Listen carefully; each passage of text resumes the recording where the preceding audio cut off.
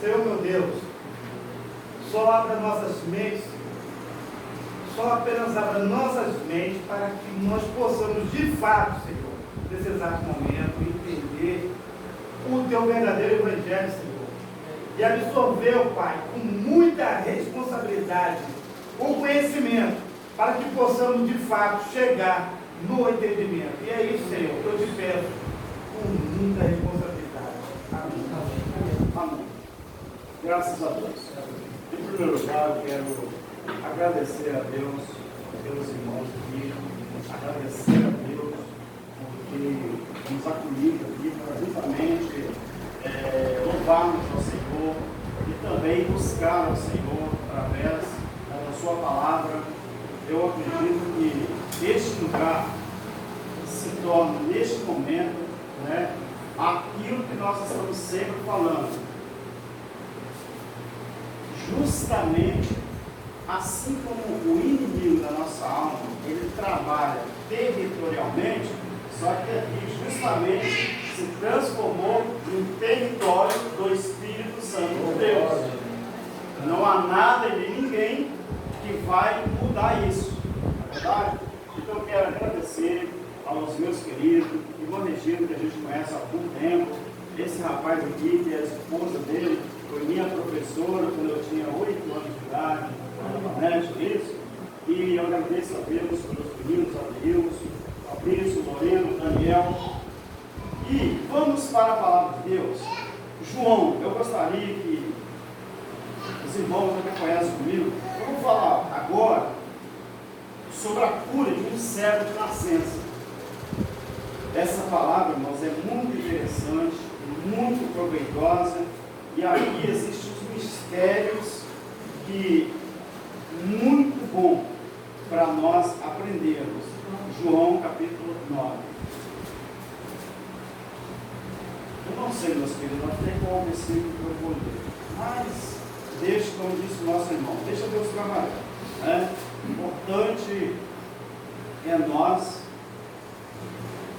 sabermos o propósito dessa cura. Podemos ver? Quando Jesus ia passando, ele viu um homem cego de nascença. Os discípulos de Jesus perguntaram: Rabi, quem pecou, este ou seus pais, para que nascesse cego? Jesus respondeu: nem ele pecou e nem seus pais, mas isso aconteceu para que se manifestem as obras de Deus. Devemos fazer as obras daquele que me enviou, enquanto é dia. A noite vem, quando ninguém pode trabalhar. Enquanto estou no mundo, mas sou a luz do mundo. Tendo dito isso, cuspiu na terra, fez lodo com a saliva, aplicou aos olhos do cego e disse: vai, lava-te no tanque de Siloé, que significa foi enviado. O cego foi, lavou-se e voltou vendo. A partir daqui, meus irmãos, começa a ser interessante. A partir do versículo 8. Então, esse verbo é muito importante, nós temos que prestar bastante atenção. Então, os vizinhos e os que dantes o tinham visto a mendigar, perguntaram: não é este o que estava sentado pedindo esmola? Alguns diziam que era ele, outro dizia: parece com ele. Mas ele mesmo insistia, dizendo: sou eu mesmo. Tá. Perguntaram-lhe: como, pois, se abriu os seus olhos? A figura de linguagem. Respondeu ele: o homem chamado Jesus fez lodo, untou-me os olhos e disse: vai ao tanque de Siloé e lava-te. Então eu fui, lavei, então eu pude ver. Perguntou-lhe: onde está ele? Respondeu ele: não sei. Levaram aos fariseus o que antes era cego. Ora, este sua cura era sábado, o dia em que Jesus fez todo o milagre e abriu os olhos do homem. Então os fariseus perguntaram também ao rapaz, e ele respondeu: aplicou o lodo nos meus olhos, repetiu aquilo que ele respondeu aos vizinhos, e levei, lavou-me, e eu vejo. Alguns dos fariseus diziam: este homem não é de Deus, porque ele não guarda o sábado. Não tem problema. Mas outros perguntavam: pode um homem pecador, nem conheciam a Jesus, e já estavam julgando que ele era pecador devido ter feito a cura em dia de sábado. Como pode um homem pecador fazer tais milagres miraculosos? De modo que havia dissensão entre eles. Olha o que chegou aquela cura. Finalmente, tornaram a perguntar ao servo: o que você diz sobre esse homem que te curou? E ele respondeu: ele é profeta. Os judeus não acreditaram que ele tivesse sido cego e agora via, enquanto não chamaram os pais do homem. É o retrato do sistema. Então o que acontece? Perguntaram aos pais do rapaz: é este o vosso filho? E os pais responderam: é este que vos dizeis ter nascido cego? Como é que ele agora vê? Os pais responderam: sabemos que ele é nosso filho, que nasceu cego, mas agora vê, ou quem lhe abriu os olhos, não sabemos. Pergunte a ele mesmo, porque ele tem idade suficiente para responder. Então interrogaram o rapaz de novo. Aí disseram assim: seus pais disseram isso porque temiam os judeus.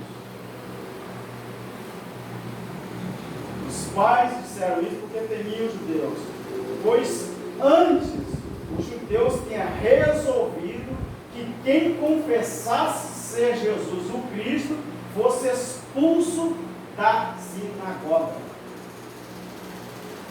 Foi por isso que os pais disseram: ele tem idade suficiente. Interroga. Irmãos, vamos parar. Tá bom. Amém. O que acontece aqui? Vamos voltar um pouco à história. Todo mundo sabe que o templo foi uma exigência de Deus do passado, porque Adão tinha pecado. Deus falou que quando Adão desobedecesse, Adão morreria. Não foi isso? Adão morreu? Não. Adão viveu 930 anos. Naquele momento que ele pecou, ele não morreu. Mas teve uma coisa que morreu em Adão.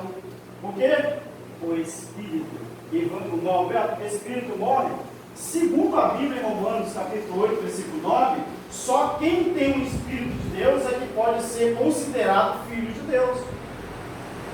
Quem não tem o Espírito de Deus não pode ser considerado filho de Deus. Então, o que Deus tinha em Adão, que podia comunicar com Adão, morreu. Adão viveu 930 anos, mas Deus não tinha mais como conversar com Adão, porque a única forma que Deus tinha para conversar com Adão era através do seu Espírito.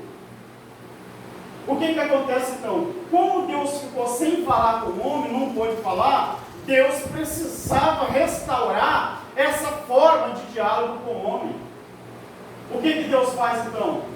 Ele pede para que então Moisés faça um tabernáculo, porque ele precisava conversar com o homem de novo. E Moisés fez do jeito que Deus mandou. Aí a presença de Deus era manifestada ali, porque Deus se fazia presente no tabernáculo. Mas quem que dirigia os cultos naquela época? Os sacerdotes e o sumo sacerdote. Mas Deus precisava então executar a ordem do culto. Poxa vida, Deus sabia de ano em ano para que as pessoas pudessem ali confessar os seus pecados e os seus pecados ser tirados deles.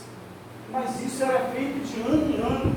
O sumo sacerdote só conseguia entrar no Santo dos Santos de ano em ano. Poxa vida, então o que Deus faz? Deus, ele precisava então fazer uma coisa. Ele precisava melhorar essa situação. Quando nós chegamos, então, saindo da época de Moisés, chegamos na época dos reis, dos profetas, o templo já estava estrondoso. Davi, o pai de Salomão, adquiriu todos os materiais para edificar o templo e Salomão edificou aquele templo estrondoso.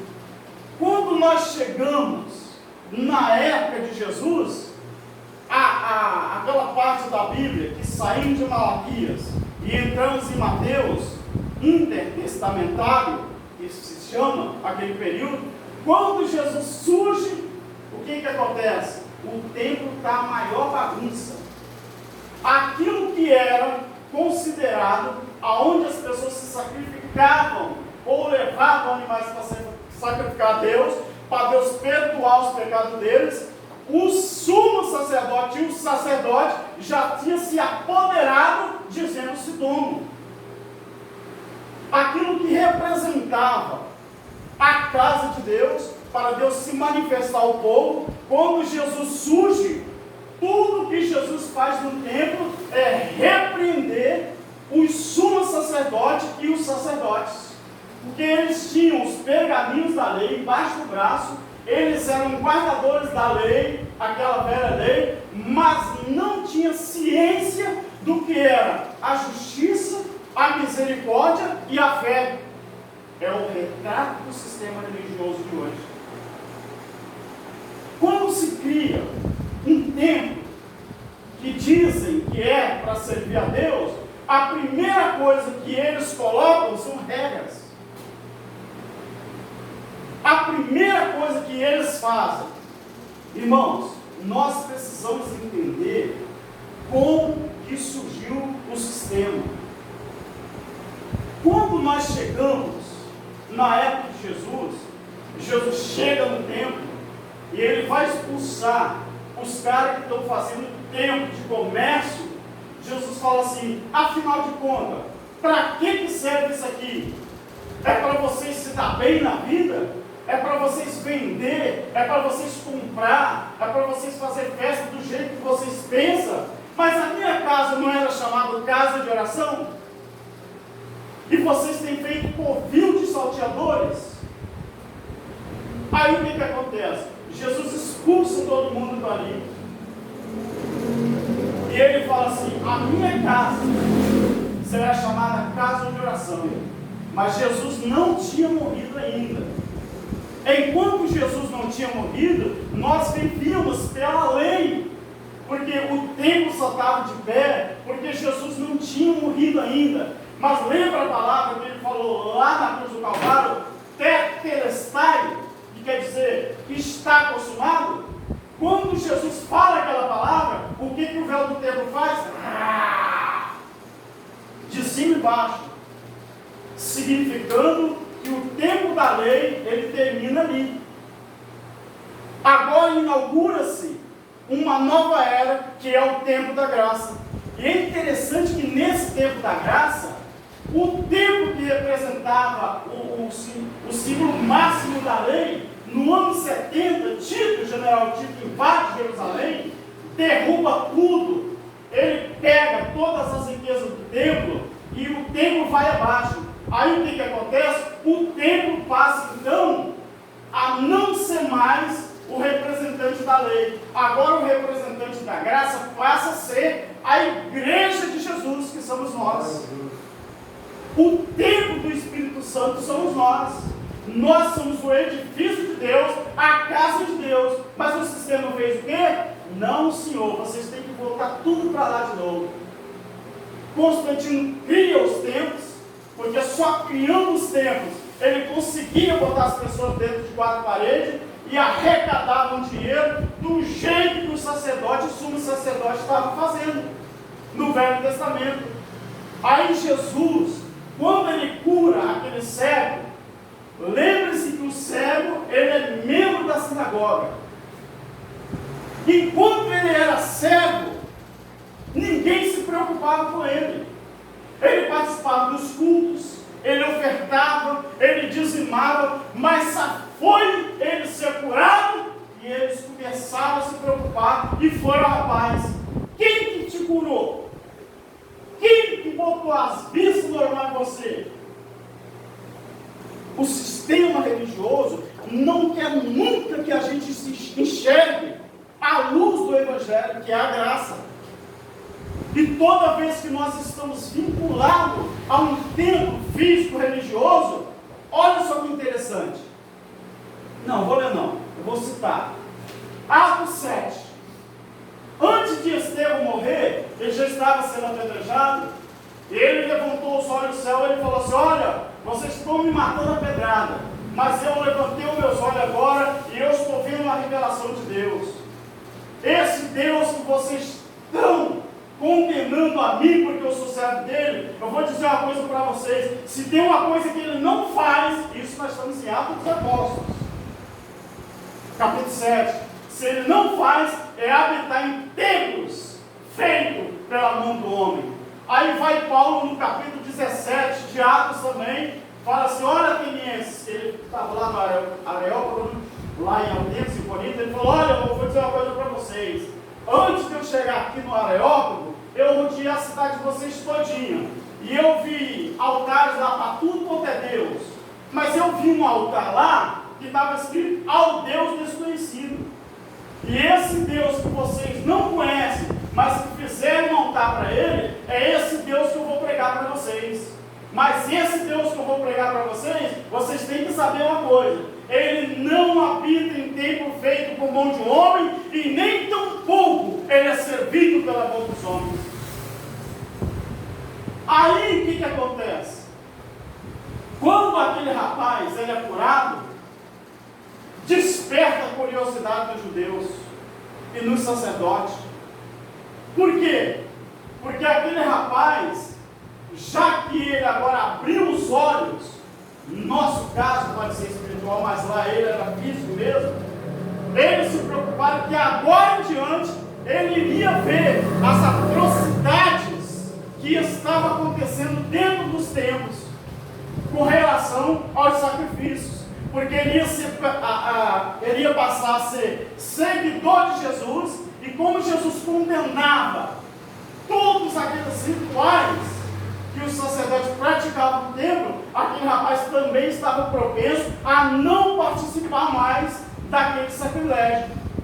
Sabe o que eles fizeram? Pegaram o rapaz e expulsaram ele do templo, só porque ele passou a enxergar. E quando nós, meus queridos, quando nós examinamos a palavra de Deus e passamos a enxergar a realidade da graça, sabe o que o sistema faz com a gente? Você aqui dentro não serve mais, some daqui. Você está sabendo demais agora. Aqui dentro você não serve mais. Enquanto você estava certo, estava tudo bem. Agora que você passou a enxergar a revelação, você não presta mais aqui. Por quê? Porque você bate de frente. Quando você bate de frente, o sistema não te aceita. Tem 47 anos que eu sou evangélico. Nunca desviei um dia, nem uma hora sequer. Eu fiquei 40 anos preso ao sistema religioso. Mas um dia eu falei: Deus, eu preciso entender a tua palavra. Porque conhecimento é bom. Mas melhor do que o conhecimento é o entendimento. Porque conhecimento sem entendimento não vale nada. Não serve. Isso é o que o sistema faz. Aí aquele rapaz, ele passou a enxergar, foi expulso. Olha o que eu vou entregar aqui, meus irmãos. Ele foi expulso pelos fariseus, saduceus, os hipócritas. Sabe o que Jesus faz? Vai lá, chama aquele rapaz e abraça ele. Irmão Beto, e por que o pai e a mãe, qual a preocupação deles em responder a questão da cura? Por quê? E a preocupação dos pais falou assim: vai lá e pergunta a ele mesmo, ele já tem de idade para responder. Porque os judeus, do jeito que eu li aqui, vocês viram que os sacerdotes, eles, se alguém confessasse o nome de Jesus e fosse seguir a Jesus, eles já tinham o costume, já tinham feito, vamos dizer assim, combinado de expulsar alguém do templo pelo fato de se transformasse num seguidor de Jesus. Vou chamar a atenção para vocês aqui uma coisa. João 10:10 fala o quê? É um versículo que todo mundo conhece. O ladrão não vem senão matar, roubar e destruir. Mas poucas pessoas voltam ao texto para ler ele desde o início. Essa palavra, João 10:10, a Igreja Católica Romana, irmãos, ela pegou e colocou capítulos e versículos na Bíblia. Para quê? Para confundir a nossa mente. Bíblia, a original, hebraica, não existe em lugar do mundo nenhum original. Existem as próximas às originais. Não existe capítulo nem versículos. Quando você lê capítulo 10, depois vai ao capítulo 11, parece que as coisas estão separadas. Mas na verdade não estão interligadas uma coisa com a outra. Você vê que o capítulo 10, ele está ligado com o capítulo 9. E com quem que Jesus está conversando? Essa palavra aqui, de João 10:10, olha onde que ela começa. Ela começa aqui, ó. No céu de nascer, você vai embora. E depois Jesus vai conversando e chegamos no capítulo 10. Então Jesus está, no original, não está a palavra ladrão. Quando João Ferreira de Almeida, que era padre, poucas pessoas sabem, quando João Ferreira de Almeida fez a transliteração do latim para o português, ele tirou a palavra eles e colocou a palavra ladrão, para a gente não entender que o ladrão aqui eram os saduceus, os fariseus, os sumos sacerdotes e os sacerdotes, porque está interligado. Quando aqui o ladrão não vem, na verdade não era para estar ladrão, era para estar eles não vêm senão roubar, matar e destruir. Mas roubar, matar e destruir quem? Nós, quando enxergamos a verdade da Bíblia. Se você consultar o original hebraico, porque ainda é hebraico, o grego ele começa de Atos, né? Se você olhar aqui, enquanto Jesus estava vivo, é hebraico. Depois que Jesus morreu, que passou-se a transliterar, então, desde Mateus. Mas fizeram tudo errado. Para quê? Para confundir a nossa cabecinha. Então aí, Jesus fala assim, o ladrão não vem senão a matar, roubar e destruir. Agora, tirando a palavra ladrão e botando a original, eles não vêm a não ser para roubar, matar e destruir. Porque o texto está junto. Jesus vai lá, pega o rapaz, abraça ele, é aqui que existe a maior importância, meus queridos. É aqui que existe a maior importância da passagem do céu. Quando nós chegamos aqui, Jesus, ele fala de uma coisa interessante. Se você observar aqui, ó, ele vai falar da parábola da dracma perdida, está interligado. Lucas 15. Dracma perdida, ovelha perdida e o filho pródigo. Sabe quem é a ovelha perdida, a dracma perdida e o filho pródigo? Aqueles que foram expulsos, aqueles que o sistema não quis. Jesus foi lá, abraçou e achou. Mas quem que o sistema expulsa? Jesus vai atrás de quem? Aquelas pessoas que são justamente expulsos de lá, porque passou a enxergar. Agora, aqueles que largam Jesus por rebeldia, não é considerado como ovelhas perdidas. Ovelhas perdidas é eu, é você, somos nós, que somos desconsiderados pelos magistrados, que é o símbolo dos saduceus, dos fariseus, dos sacerdotes e dos sumos sacerdotes.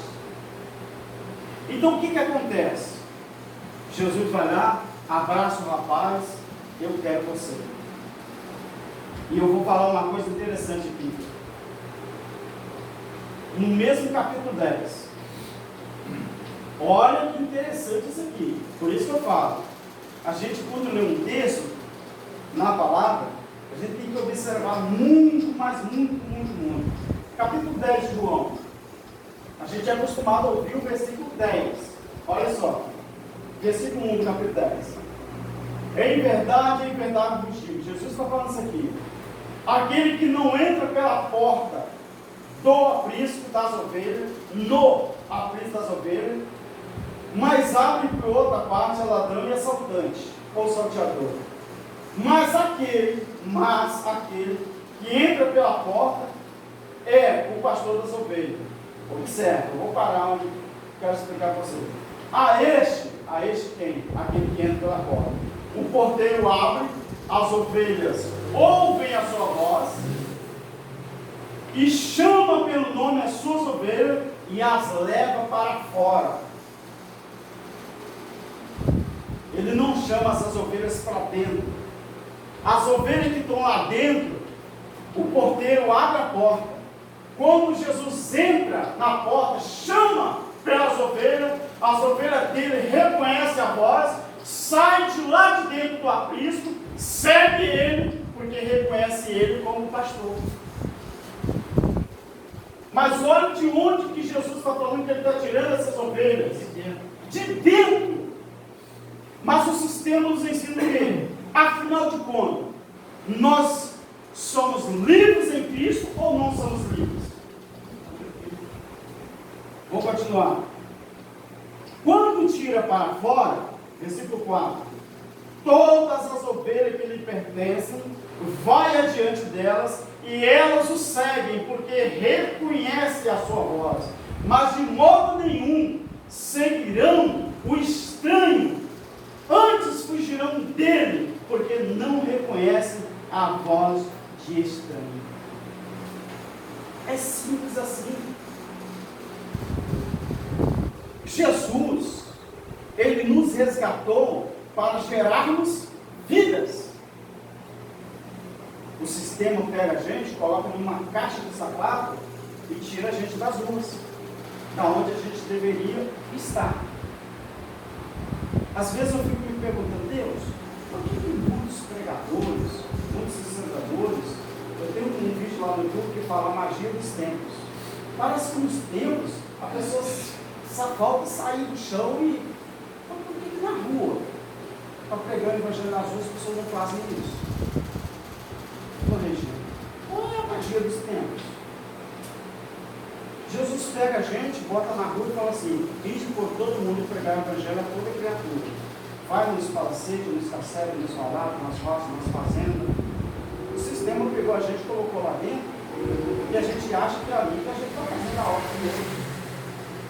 É tudo o contrário daquilo que Jesus ensinou. E nós achamos que somos alguém ainda. Aí o sistema ensina, ó, se você não estiver vinculado a uma religião ou denominação, você não tem comunhão com Deus. Mas quem que disse isso? Quem que disse que a nossa comunhão com Deus está relacionado a algum ministério? Irmãos, igreja de Deus é essa aqui. Beleza, deixa eu ler um versículozinho de Romanos 1, que é um dos melhores livros para a gente entender a graça de Deus. Capítulo 8. Jesus falou assim: porque todos os que são guiados pelo Espírito, Romanos 8, verso 14, são de Deus e são filhos de Deus. Porque não recebeste o espírito de escravidão, para outra vez estares em temor, mas recebeste o espírito de adoção, pelo qual se chama papai. Ora, o mesmo Espírito testifica com o nosso Espírito que somos filhos de Deus. Mas então nós somos filhos de Deus, logo nós somos também herdeiros. Herdeiros de Deus e co-herdeiros de Cristo, se é, a condicional é muito importante, se é com ele padecemos, para que também com ele sejamos glorificados. Eu não sabia isso aqui. Eu não entendi o que é Jesus falando assim: olha, você quer me seguir mesmo? Toma a sua cruz, bota ela no ombro, depois você vem e segue. Aí você vai ter um tesouro no céu. Eu achava, meu gente, que seguir a Cristo é só se converter e estar dentro do tempo. Depois eu fui entender que botar a cruz nas costas é passar pelo mesmo procedimento que ele passou, sendo perseguido de todo jeito, de todo lado, batendo de frente contra o sistema. Jesus carregando a cruz assim, ó, ele caía, mas ele levantava a cabeça e falava assim: caraca, o papai está longe, mas eu vou continuar. A cruz fazendo um caminho no chão, ele fez o corpo de amor. Desiste, rapaz, desiste, Jesus. Está longe, mas eu vou lá. Eu vou chegar lá, gente. A vida está ao verdadeiro mistério. Jesus morre para nos libertar. E nós nos fazemos escravos de novo. Os israelitas foram levados para o Egito para ser escravos, ou eles que se deixaram escravizar?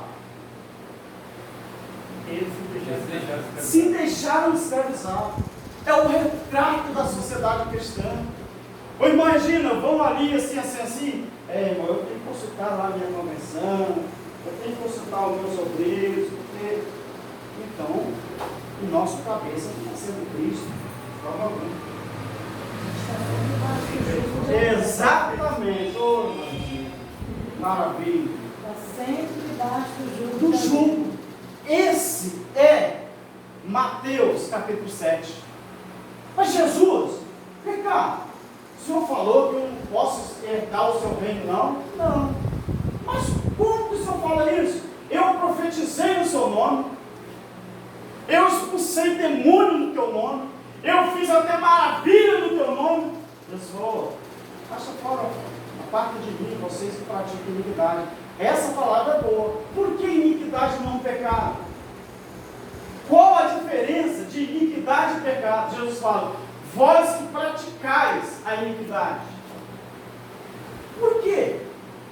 Porque pecado é aquilo que eu reconheço que eu fiz errado e me arrependo. Iniquidade, a pessoa nunca tem a capacidade de reconhecer que é errado. Por quê? Porque é um costume. E aquilo que é costume na minha vida, na vida dela, que é a minha mulher, ele é tão perigoso que ele se transforma em iniquidade.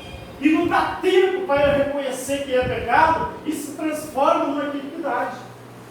As vossas iniquidades faz separação entre vós e o vosso Deus. Por que não fala vossos pecados? E iniquidade está no original, tá? Iniquidade está no original. É porque tudo que é iniquidade não deixa a pessoa enxergar que é errado. Eu sempre falo uma coisa, meus queridos. O sacerdote no tempo, na questão do cego, eles eram para ficar felizes que o cego enxergou. Eles querem saber de tudo quanto é jeito e querem dizer que você não está enxergando, você está cego. Eles não aceitam que o cara enxergou. Enxergou. Por quê? Porque eles tinham que manter o cara membro da sinagoga do jeito que estava. Por que o sumo sacerdote e o sacerdote, que quem crucificou Jesus, condenou Jesus, foi o Sinédrio, constituído lá em Êxodo 18 e Números capítulo 11 também. 71 pessoas e até, né, 71 pessoas. Então o que acontece? O Sinédrio foi que pediu a mão. Muita gente fala que foi os romanos. Gente, Pilatos falou assim: olha, infelizmente eu vou lavar minha mão, porque se tem uma coisa que eu nunca vi, eu já vi romano condenar romano. Agora judeu condenar judeu, eu nunca tinha visto na Bíblia. E o sistema está fazendo, com todo respeito, corrigindo vocês. Alguém fica sabendo que eu cometi pecado, por quê? Porque está bendita a religião. Se nós fôssemos livres, ninguém estaria com o meu nome na rua, com o nosso nome na rua, porque nós não pertencemos a uma religião. O cristão, irmãos, ele não tem endereço, ele tem a identidade. Cidadão do céu. Endereço? Hoje nós estamos aqui, amanhã nós estamos lá, daqui a pouco nós estamos ali. Nós somos nômades, espiritualmente falando. Mas a religião ensina que nós temos que entender isso. Voltando a Mateus 7, Jesus fala assim: aparta de mim, porque eu nunca conheci vocês. Mas é tão interessante essa palavra, que quando eu era criança, eu já falei muita gente que essa palavra ela é denominada aos ímpios. Depois que eu fui aprender a Bíblia e assistir aqui, quem eram os ouvintes de Jesus naquela época? Era justamente os praga ruins dos judeus, escribas e fariseus. Vocês dizem, da atualidade, vocês dizem que me amam, inclusive está no texto, vocês dizem que me amam com a boca, mas o coração de vocês está longe de mim. A igreja morna, a igreja morna, a igreja quente, a fria. Exatamente. Olha só, é interessante. O irmão lembrou de uma coisa boa. Por que Jesus ali na revelação, ele fala assim, frio ou quente? O que não serve aí? Morno. Por que frio ou quente? Porque o frio é a igreja que ela pode ser quente, mas não é quente do jeito que muita gente pensa. E o que é quente, ela pode esfriar. O que ela não pode é ser morno. Por que morno? Porque morno é mar. O frio é um bem-aventurado. Ele pode sair desse estágio e ir para aqui. O quente, ele pode sair daqui e vir para esse estágio. Nunca morno em cima do muro. Por quê? Porque os caras lá tinham os pergaminhos embaixo do braço, tinha as leis na frente deles, e Jesus chamou eles de servo. E não era para Jesus fazer isso. Jesus está terminando, tá? João 5,39. Outra palavra muito importante aqui. Olha o que Jesus diz em João 5,39. Mas eu gostaria de ler desde o versículo 34, porque senão você não entende o 39. Tem esse contexto, né? Eu não recebo testemunho de homem, mas digo isso para que vocês sejam salvos. Isso Jesus falando, versículo 35 agora. João era a lâmpada que ardia e iluminava, e vocês escolheste alegrá-los por algum tempo com a sua luz. Eu tenho maior testemunho do que o de João, pois as próprias obras que o Pai me deu para realizar, essas que eu faço, testificam de que o Pai me enviou. E o Pai que me enviou, Ele mesmo testificou de mim. Agora, vós nunca ouviste a sua voz e nem viste a sua forma. Nem a sua palavra permaneceu em vocês, porque vocês não creram naquilo que me enviou. Aí vem o 39. Olha o que Jesus está falando. Eu achava que essa palavra era para nós que já temos Jesus. Olha o que Jesus está falando. Aqui ele está falando para os judeus, fariseus, saduceus, os hipócritas, os sacerdotes e os sumos sacerdotes. Jesus está falando aqui. Depois eu vou ler o versículo, depois eu vou botar, atualizar ele no nosso dia. Examinais as escrituras, vírgula. Então, Jesus não está falando direto para o tempo de hoje. Examinais as escrituras, porque vocês pensam ter nela a vida eterna. Qual a escritura que Jesus está se referindo aqui? O Velho Testamento, o tempo da lei. Vocês examinam essa escritura, porque vocês pensam ter nela a vida eterna. Por quê? Ponto final aqui. São estas mesmas escrituras que testificam de mim. Contudo, vocês não querem vir a mim para teres vida. Eu não aceito, Jesus repete de novo, eu não aceito a glória de homem, mas vos conheço e sei que vocês não têm o amor de Deus em vosso coração. Eu vim em nome de meu Pai, e não me aceitais, mas se outro vier em seu próprio nome, vocês aceitam. Mas Jesus falou isso. Jesus falou, seus burros, seus ignorantes, se é que vocês são guardadores da lei, a lei estava testificando de mim, rapaz. E por que vocês não acreditam em mim? Então quer dizer que se vir outra pessoa fazendo a vontade de vocês, então vocês acreditam e é capaz até de seguir. Vai acontecer, né? É justamente o retrato da sociedade. Irmão, vou falar uma coisa interessante, é verdade. Deixa eu só concluir aqui. Beleza. Eu vim, Jesus, no 44 ele disse assim: como vocês podem crer, recebendo a glória dos outros, mas não vos esforçando por obter a glória que vem do mundo de Deus? Não penseis que eu vim acusar vocês perante o Pai.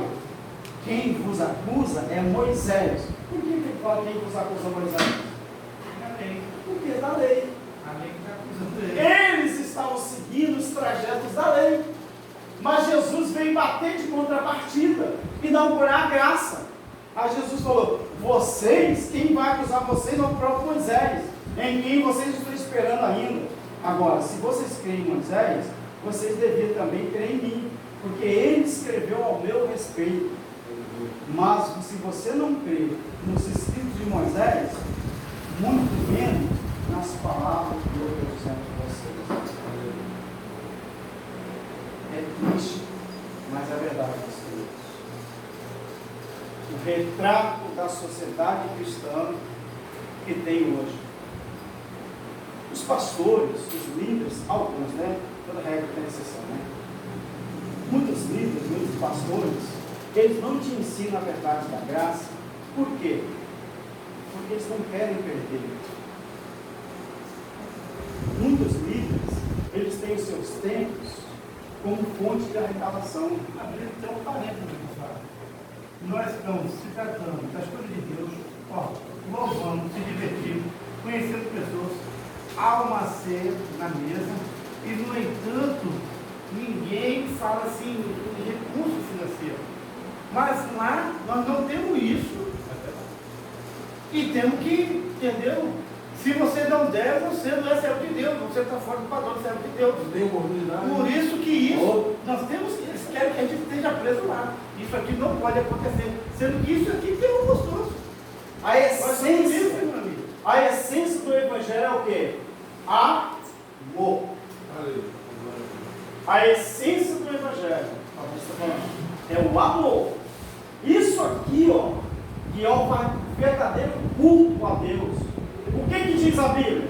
Apresentei-vos os vossos templos físicos em sacrifício ao Senhor. É isso?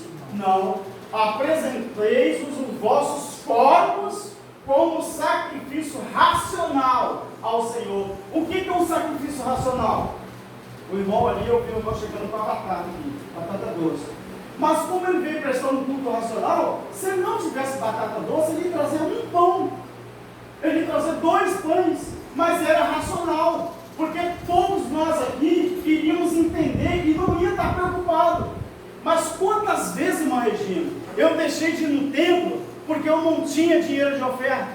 Quantas vezes o meu pai, que já faleceu, foi chamado de ladrão porque não podia entregar o dízimo porque ele estava criando os filhos pequenos? E esses dias, meus queridos, um pastor até abençoado, eu vou falar porque eu trabalhei o nome dele, mas um cara que eu tinha ele, meu Deus, eu tinha uma certa, vamos dizer assim, esqueci a palavra. Admiração. Admiração. Muito bem, meu irmão. Eu tinha uma certa admiração, meu irmão, pelo esse pastor, e ele falou na pregação dele: você que não entrega o dízimo, a igreja lotada, a igreja não tem, né?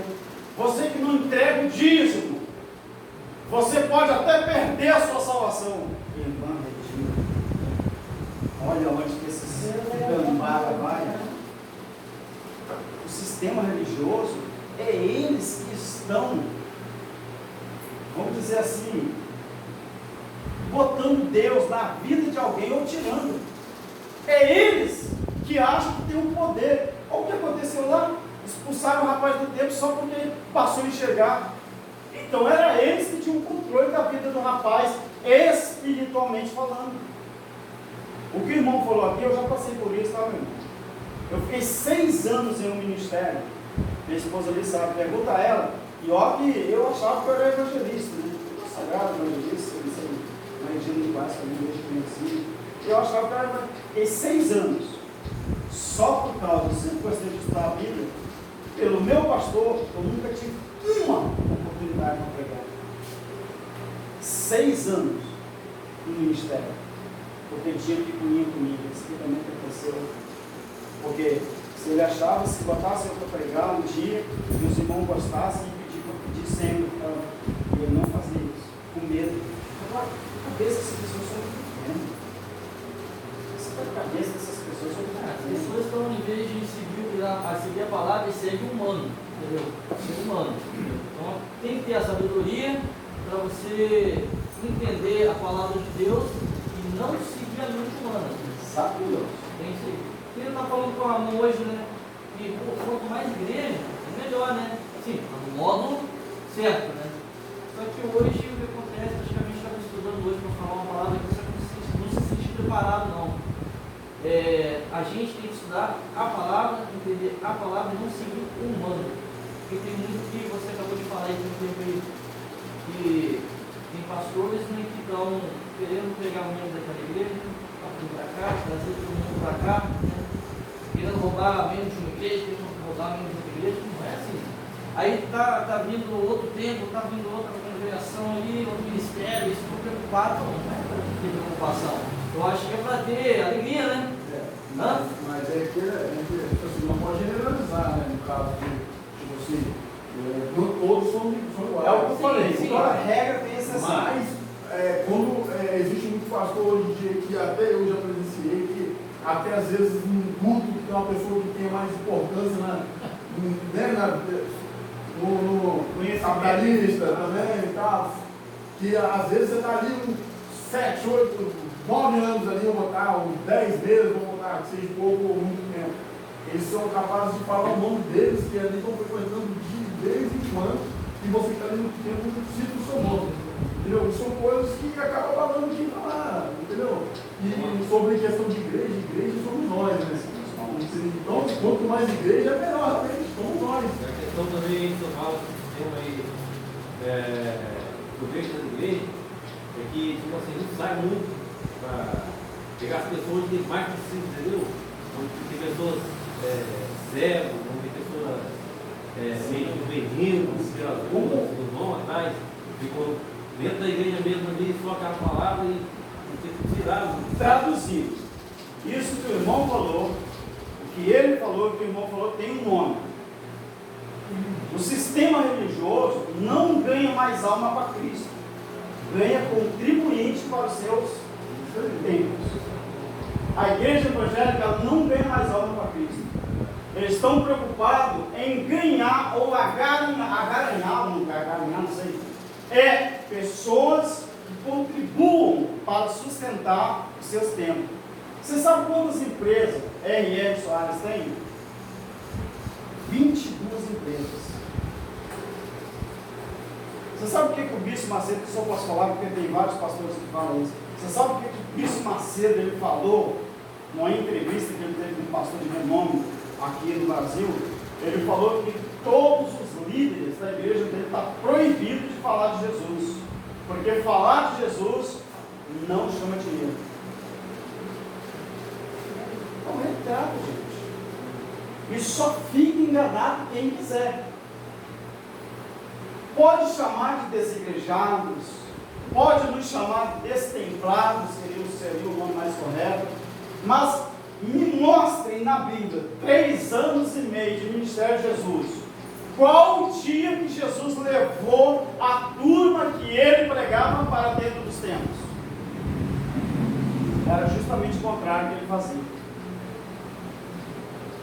Ele fazia o contrário. Todo o ministério de Jesus era concentrado nas ruas, nas praças, nas roças e nas fazendas. Por quê? Porque ele tinha que honrar a palavra do Pai. E desde que Jerusalém foi destruído, desde que ele veio para inaugurar uma nova aliança, não podia mais ele contrapor aquilo que a palavra dizia. Então, por isso que ele já apontava para um povo livre. Eu vou falar só um pouquinho sobre Nicodemos e Jesus entregando. Os irmãos lembram qual foi a palavra que Jesus falou para Nicodemos? Nicodemos, tem duas formas, eu vou te ensinar duas formas. Existe uma regra para você ver o reino de Deus, João 3, e existe uma outra regra para você entrar no reino de Deus. Qual é a regra, Jesus? Para ver, você tem que nascer de novo. E para entrar, pode estar lá no texto, tem que nascer da água e do Espírito. Então, uma regra para ver e uma regra para entrar. Jesus, no encontro da mulher samaritana, João 4, a mulher, ela pergunta assim: Jesus, já que o Senhor profetizou a minha vida, que ela estava tendo um caso, né, e já estava no sexto, né, e Jesus não quis saber disso, ela falou assim: além do Senhor ser judeu, estou vendo que o Senhor é profeta. O Senhor me diz, por que ela fez a pergunta? Porque aquele assunto já estava correndo há muito tempo. Ela falou: o Senhor me diz uma coisa, já que o Senhor é judeu e profeta, vocês que são judeus, vocês falam que nós temos que adorar a Deus em Jerusalém. Nós que somos samaritanos, nós aprendemos com nossos pais que é aqui em Gerezim, lá no Monte Gerezim, que fica em Samaria. O Senhor, o que o Senhor me diz? Se eu estivesse lá, se eu fosse Jesus, falava assim: boa pergunta, né? Mas Jesus, pelo menos a Bíblia não existe. Mas ele falou assim: olha, vou falar uma coisa para você. A hora vem, aí sim ele contava para nós. A hora vem e já chegou, começou ali. Em que os verdadeiros adoradores. Por que ele usa a palavra verdadeiros? Porque existem os falsos adoradores. Ele falou: os verdadeiros adoradores adorarão ao Pai em espírito e em verdade. Porque Deus é espírito. E Ele procura a que os tais assim o adorem em espírito e em verdade. Então Jesus quebra o paradigma de templo. Quando ele fala, nem aqui e nem em Jerusalém, nem em Jerusalém, nem aqui. Mas os homens insistem em dizer que a gente tem que estar dentro do templo físico para adorar a Deus. Inclusive, Alberto, os samaritanos tinham feito um templo. Como? Mas eles não ensinam isso para nós. Os samaritanos tinham feito um templo para eles. E em Jerusalém também tinha um templo. E Jesus que fala: Por isso que ela fez a pergunta. vocês dois são tudo errado. A dominação está errada. Todas No suas. início do ministério de Jesus, inclusive, ele nem batizava no tempo, ele batizava no João Batista. No Rio Jordão. Por quê? Ele estava desmistificando o templo. Só que o sistema fez tudo de novo. Esse é o grande perigo de Mateus capítulo 7. E sabe, irmãos, muitos crentes, eu não digo cristão, porque cristão, porque Cristo e ão, né? Ão é seguidor de Cristo. Cristo é Cristo, ão é seguidor. Mas muita gente que se diz crente vai dar uma surpresa muito grande. Sabe por quê? Porque estão indo de contra a regra daquilo que Jesus ensinou. Jesus inaugura a graça, mas poucos aceitam essa graça. Jesus desmistifica o templo. Paulo ensina que Deus não mais habita em templo feito por mão de homem, mas o sistema ignorou a própria palavra e falou: não, Senhor. Jesus falou isso, Paulo falou, mas nós dissemos o contrário. E muita gente está seguindo. Por que não filtra uma palavra? Uma curiosidade. No seu prego nas igrejas, Receba alguns convites. você vai, Não. Quando eu recebo convite, eu vou. mas não prega a verdade, essa é a verdade. E os pastores? Fazer o quê? Jesus enfrentou todo tipo de gente. Sim, mas Eles vão convidar, eles convidam uma vez só. Para mim, eu não estou influenciando. É uma vez só. Mas essa vez só, eles vão responder a Deus. É suficiente. Por quê? Porque os fariseus faziam isso. Os saduceus, os sacerdotes, os sumos sacerdotes faziam isso. Agora, a maior igreja que nós conhecemos como a igreja de Cristo somos nós, individual. Ali uma vez eu tenho uma amizade muito boa com o pastor da igreja batista, que nós fizemos seminário junto de fora. E ele falou assim, não, Alberto. Pastor Ed? Não, de Marataízes. Ele falou assim, não, Alberto. Quase essa pergunta que você fez. Ele falou assim, não, mas se a gente for pregar isso nas igrejas, a gente não afugenta as pessoas, não. Eu falei, o senhor falou errado. Primeiro, o senhor falou o nome errado. A gente não afugenta a igreja. Igreja não pode. Igreja somos nós espiritual. O máximo que pode acontecer é as pessoas chegar ao conhecimento da verdade e desmistificar o tempo e aprender de uma vez por todas